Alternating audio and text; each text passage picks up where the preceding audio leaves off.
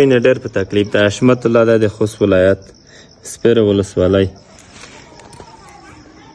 ډېر په تکلیف ده. لږ نه دومره متر پیدا د وینې غوږونه خوله سترګې هر شي مشکلې دي. پښې یې وګوره پښې دي خارش دومره خارش دی چې مخیزه سترګې شغلې نه ډېر په تکلیف دی. خارش یې ډېر دی ډېر مخیزه د پښې لوسونه مخیزه ډېر په تکلیف ده. این د ګنډۍ کسه